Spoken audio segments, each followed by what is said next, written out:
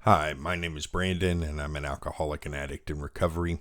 I want to talk about something that I read today in This Naked Mind by Annie Grace that it points to a key component of my own recovery, and that is humility, not necessarily in terms of my person, so not necessarily personal humility, but humility about human beings as a whole and our place in the universe.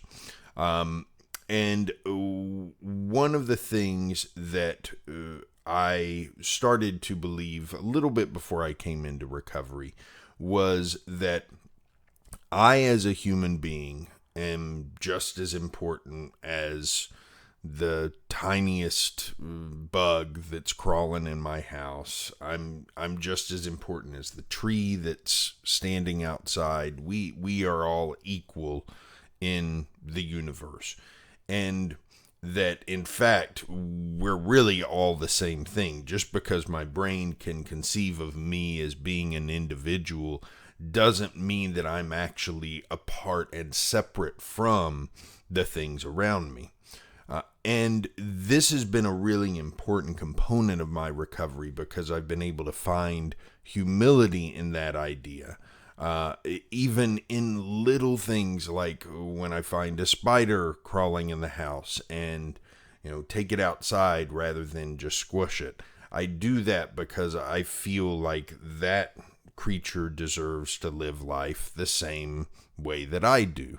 And by trying to show it respect, I try to show respect for the idea that I am not the center of the universe, that I am not the most important thing, and that human beings are not the most important thing. And I think that's why I took issue with some of what Annie Grace wrote in this particular chapter. This chapter starts off with her saying, "You are the most awesome living organism on the planet." And I went into this chapter really trying to be open-minded, because I have found myself starting to become more closed-minded to some of the things in this book. So I went in trying to be open-minded, and then right off the bat, that statement, "You are the most awesome living organism on the planet," is just so anthropocentric. It's so it's got so much hubris, and it lacks humility about where human beings fit in the entire, to use the term that I use with my son, circle of life. We're all part of it, and we are not separate from. Yes, there are things that make human beings unique. And they are amazing. Don't get me wrong. Human beings are amazing.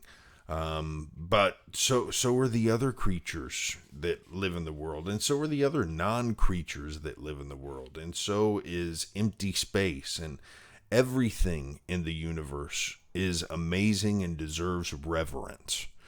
And if we take time to revere the things around us as precious, and not just look at ourselves as the most precious, I think the humility we find in there allows us to make room in our lives for kindness and to be of service to the world around us and others around us.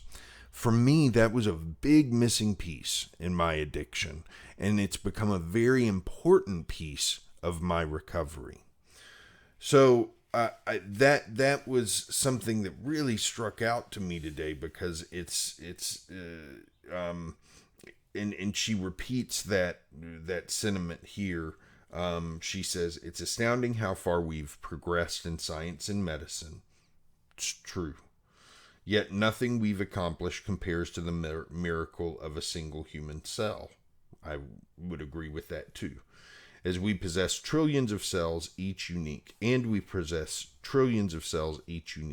human beings are more sophisticated than anything in our known universe. I don't know that that's true. I know very, very, very, very little about the known universe. It can be argued that a human being is the apex of the known universe.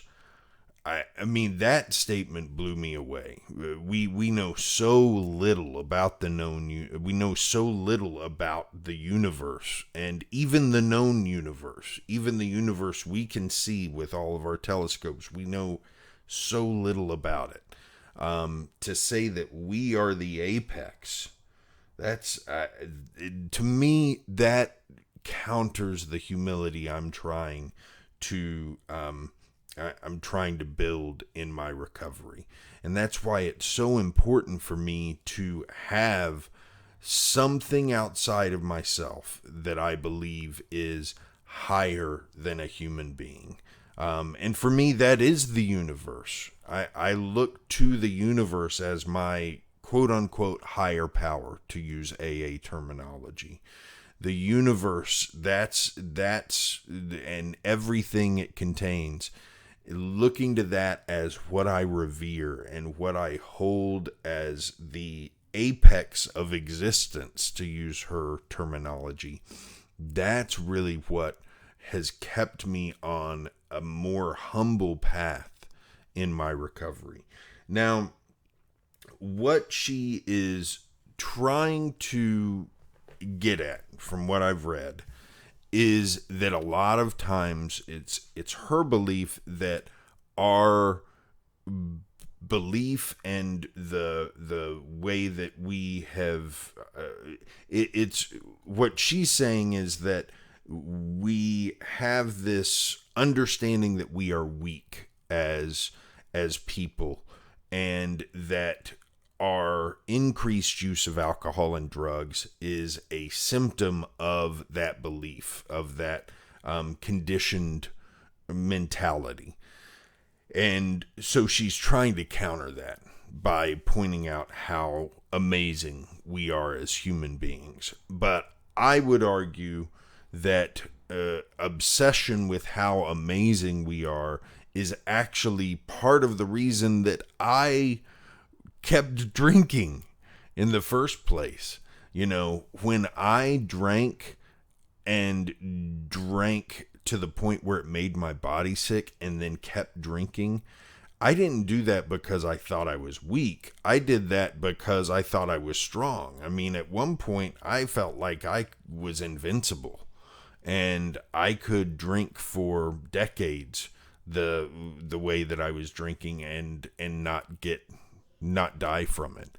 You know, I was totally convinced that I had some kind of special relationship with alcohol, and that for me, drinking in the morning, drinking at night, drinking at noon, that wasn't a big deal. And it wouldn't cause problems for me the way it did for other people. So I actually did not feel like I was trying to fill some kind of gap because I thought I was weak. I thought very wrongly that I was strong and invincible, and that's why I drank the way that I drank.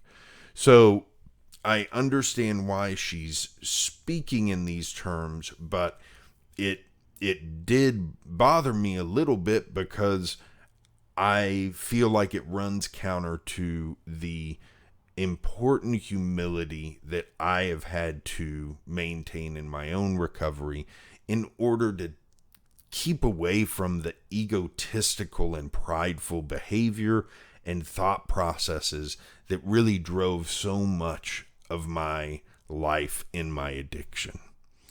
So that's it for today. I'll be back tomorrow with more. I promise. I'm trying to keep an open mind as much as possible, because I do truly believe that everybody has something. There's something we can learn from everything that we look at, and that you can only be open to learning if you keep your mind open. So I'm trying to do that, and I'll be back to try more tomorrow morning.